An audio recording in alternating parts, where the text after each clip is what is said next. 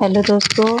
तो अब देखिए मैं आप लोगों को सीखने के सिद्धांत के बारे में बताने वाली हूँ कि हाँ प्रिंसिपल ऑफ लर्निंग कैसे होती है और किस प्रकार से प्रिंसिपल ऑफ लर्निंग की जाती है। तो प्लीज मेरे चैनल को लाइक सब्सक्राइब जरूर करें। ठीक है, तो अब देखिए सीखने के सिद्धांत कौन है और किस प्रकार के, ये क्वेश्चन आपके एग्जाम में बहुत बार आया है। तो देखिए सीखने के मुख्य सिद्धांत कौन कौन से हैं।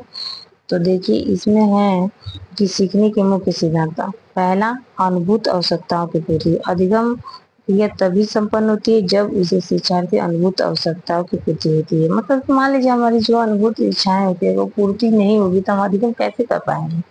ठीक है, तो जब ये अधिगम पूर्ति होती है तभी हम अधिगम कर पाते हैं। अब दूसरा देखिए, सीखना अर्थपूर्ण होना चाहिए। मान लीजिए हम कुछ भी सीख रहे हैं वो निरर्थक हो तो फिर इसका कोई फायदा नहीं है। तो सीखना क्या होना चाहिए, अर्थपूर्ण होना चाहिए। अर्थपूर्ण होने से सीखने की क्रिया क्या हो जाती है, सरल हो जाती है तथा शिक्षक और शिक्षार्थी दोनों को ही यह पता होना चाहिए कि नई बातें क्या सिखाई जा रही हैं और शिक्षार्थी को क्या लाभ होगा। अब देखिए तीसरा, देखिए कि सीखने की क्रिया अधिक प्रभावशाली ढंग से संपन्न होती है जब दो या दो से अधिक ज्ञानेंद्रियों का प्रयोग किया जाता है। ठीक है, जब दो या दो से अधिक ज्ञानेंद्रिय का हम प्रयोग करेंगे तो क्या होगा, सीखने की प्रक्रिया अधिक प्रभावशाली होगा। तो देखिए कौन कौन सी ज्ञानेंद्रियों का हम प्रयोग कर रहे हैं। तो शिक्षा कराते समय ध्यान रखा जाए शिक्षार्थी के अधिकाधिक ज्ञानेंद्रिय शिक्षण कार्य में संलग्न होने से ज्ञात हुआ है। स्वाद से 1%, ठीक है, और स्पर्श से 1.5%। ये आपको एग्जाम में पूछता है कि स्वाद द्वारा कितना परसेंट हम सीखते हैं, तो 1%, और स्पर्श द्वारा तो 1.5%, और घ्राण द्वारा 3.5%, और श्रवण द्वारा 11%, और दृष्टि दृष्टि के माध्यम से हम कितना सीख पाते हैं, तो 83%।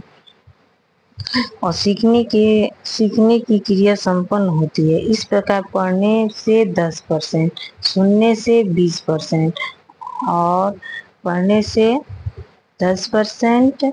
इस प्रकार से पढ़ने से 10% हम सीखते हैं। कोई भी चीज पढ़ते हैं तो उससे कितना सीखते हैं, 10%। और जब सुनते हैं तब कितना सीखते हैं, तो सुनते हैं तो हम सीखते हैं 20%। और जब देखते हैं कार्य करते हुए देखेंगे तो हम इसे क्या करेंगे, और अधिक 10%, मतलब 30% हम सीखते हैं। और देखने और सुनने से कितना सीखते हैं, तो 50%। वार्तालाप के माध्यम से कितना सीखते हैं, तो 70%। और कार्य करने से 90% सीखने की क्रिया क्या हो जाती है, संपन्न हो जाती है। तो इस प्रकार के हम हमारे लिए सीखते हैं। हम किस प्रकार से, तो पढ़ने से 10%, सुनने से 20%, देखने से 30%, देखने तथा सुनने से 50%, वार्तालाप से 70%, और कार्य करने की से कितना, 90%। तो ये आपके सीखने की क्रिया इस प्रकार से संपन्न होती है। अब हम चलते हैं चौथे नंबर पे। सीखने का क्रम, सीखने का जो क्रम है तो समय पर होना चाहिए। कुछ समय पर बताई गई बातों का कोई अर्थ महत्व नहीं रहता है। मतलब कोई भी बात चीज अगर जिस समय सीखना उस समय ना सीखे, बाद में सीखे, तो उसका कोई महत्व नहीं रहता है। और इस प्रकार से देखिए पांचवा, देखिए क्या कह रहा है कि सीखने का क्रम सीखने वाले की क्षमता के अनुसार धीरे धीरे होना चाहिए। उनके जो यह ध्यान में रखना चाहिए कि नए विचार पुनः विचार से संबंधित हो और नई क्रियाएं बार बार करने के लिए प्रेरित करें। ठीक है, अब देखिए 6वां नंबर क्या कह रहा है कि सीखने का क्रम शिक्षार्थी के संवेगों पर निर्भर होता है। मतलब सीखने का जो क्रम है ना, शिक्षार्थी उसकी संवेग से सीखना चाहते हैं। ठीक है, अतः शिक्षार्थी के संवेग उत्पन्न करने के साथ ही उनका मार्गदर्शन का सही ढंग भी किया जाए। तो इस प्रकार से हम लोगों ने पढ़ा आपको सीखने का सिद्धांत किस प्रकार से कार्य करता है, अधिगम का सिद्धांत।